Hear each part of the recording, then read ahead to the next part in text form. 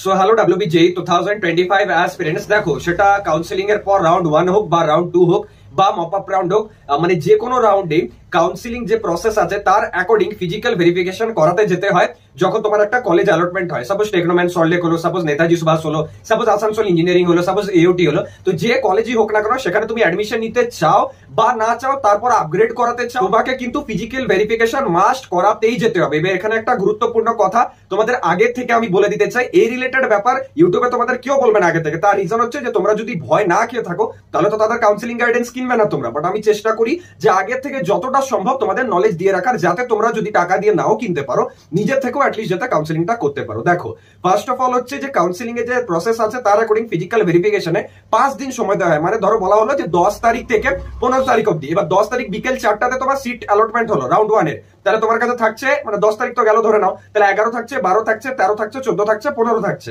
এবার এই এতগুলো দিনের মধ্যে তোমাকে যে কোনো একদিন গিয়ে পর ফিজিক্যাল ভেরিফিকেশন করাতে যেতে হবে যে কলেজের নাম উঠেছে তোমার। এখানে ব্যাপার হচ্ছে যে তুমি চেষ্টা করবে যে শুরুর দিনই, মানে শুরুর হার্ডলি মানে 11 তারিখ বা 12 তারিখের মধ্যেই কলেজ ভিজিট করার।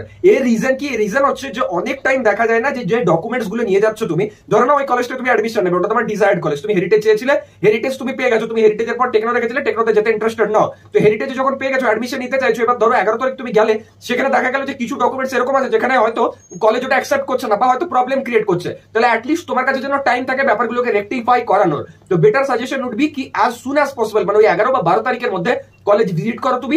দরকার হলে নেক্সট আরেকদিন যাবে যদি তোমার সেদিন অ্যাডমিশন প্রসেস বা আপগ্রেডেশন প্রসেস না হয়, কারণ ওখানে ফিজিক্যাল ভেরিফিকেশনে একটা ডকুমেন্ট থাকে, তার নিচে ওরা সাইনও করে দেয় কলেজের নাম দিয়ে, মানে স্ট্যাম্পও দিয়ে দেয়। তো সেটা কিন্তু অবশ্যই করে রাখবে। আশা করছি এই ভিডিওতে যা কিছু বললাম তোমাদের ইম্পর্টেন্ট মনে হয়েছে। এরকম ভাবেই সাপোর্ট করতে থাকো, ভিডিও লাইক করবে, আমি তোমাদের জন্য ভিডিওস আপলোড করতে থাকবো যাতে তোমাদের কোনো রকম প্রবলেম না হয়। Thank you.